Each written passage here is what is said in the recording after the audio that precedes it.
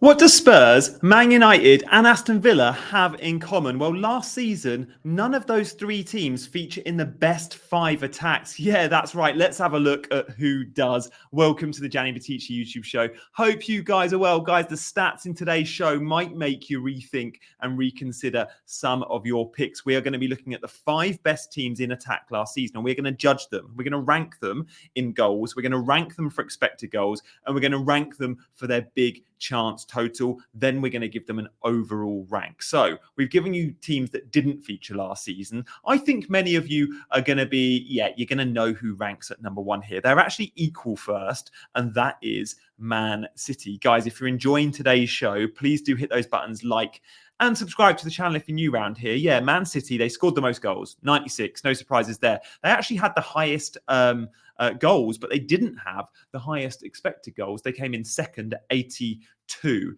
Now, that is surprising. Is it?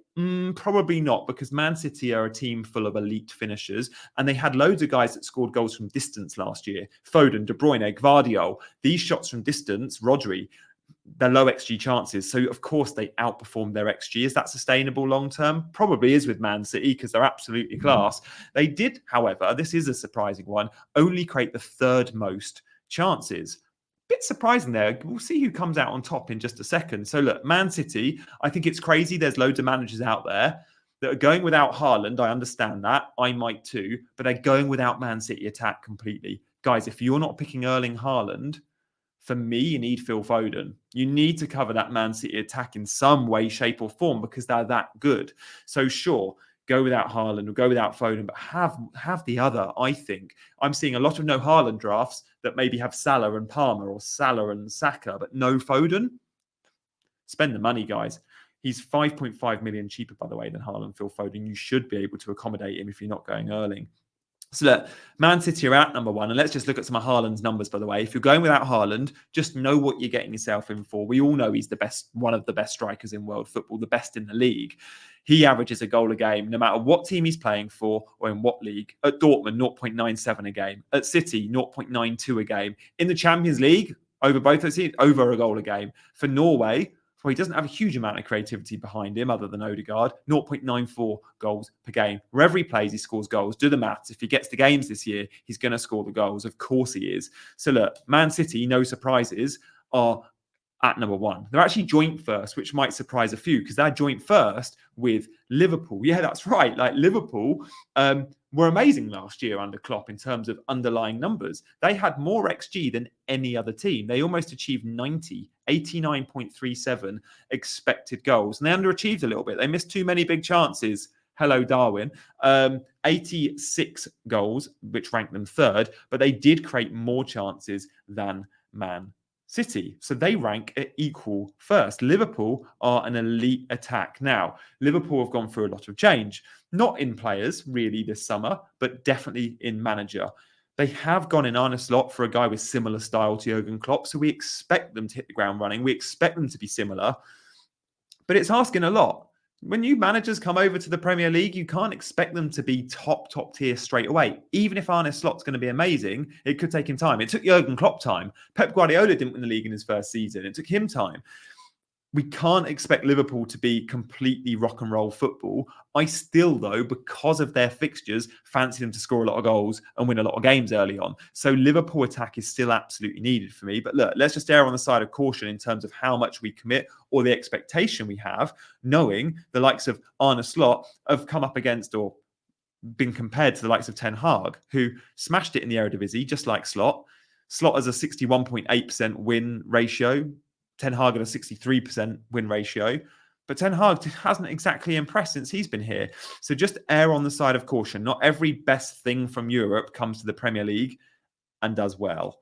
So Liverpool and City are joint top. And guys, this is all from the Scout members area, by the way. Do go check it out. If you want to be a Scout member, there's a link in the description to sign up. So much in there to get excited about ahead of the new season. I spend too much time in the Scout members area.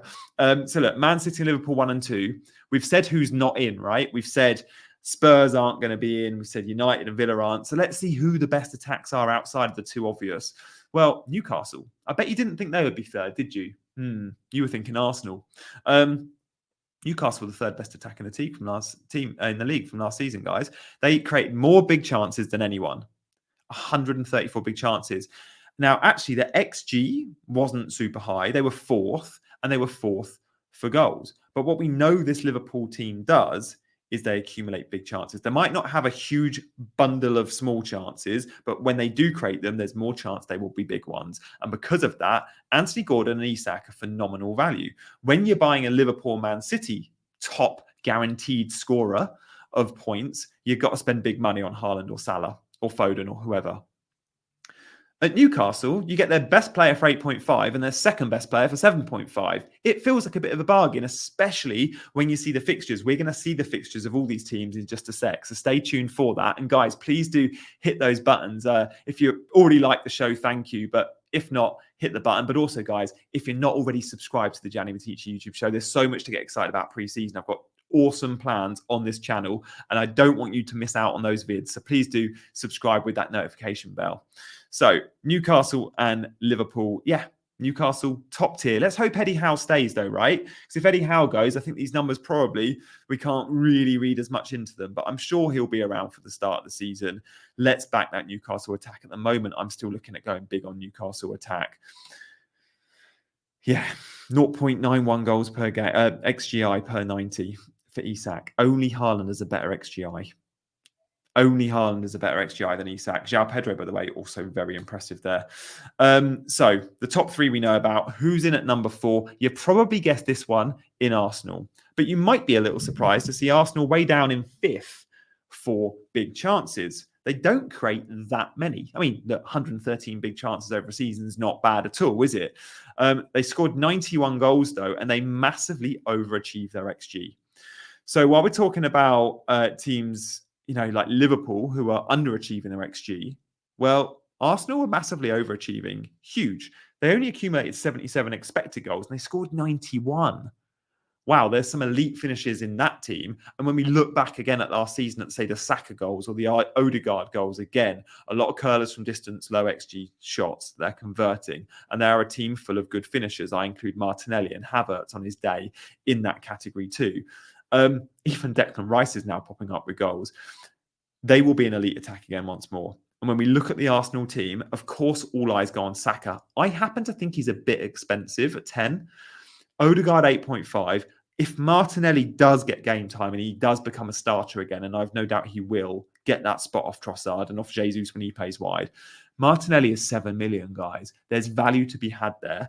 I think this Odegaard, Martinelli, and Saka 2 seasons ago all produced the same points. Last season, I think they all started the season on the same price. Now there's a big difference between 7 on Martinelli and 10 on Saka. I'm not sure there's 3 million difference in quality on the pitch. Of course, Saka comes with minutes guarantee and penalties, but in open play, there's very little split in them, and 3 million is a huge amount of money. So let's consider Arsenal attack. The fixtures aren't too pretty to start the season, though. Who's in at number 5 then? There's no Aston Villa, there's no Spurs, there's no Man United, and even though they were the most dysfunctional team in the football in the Premier League last season, Chelsea still scored goals. They actually still created the 4th most chances at 1-2-2, the 5th most XG and the 5th most goals. There is still goals in this Chelsea side. Now, Maresca at Leicester was a free-flowing manager that scored a lot of goals. I fancy Maresca's Chelsea to be maybe a little bit more functional than Pochettino's, but definitely to be as attacking and definitely to score as many goals. And if they do, these numbers are really promising. So yes, Nkunku at 6.5, mid, he could be the number 9.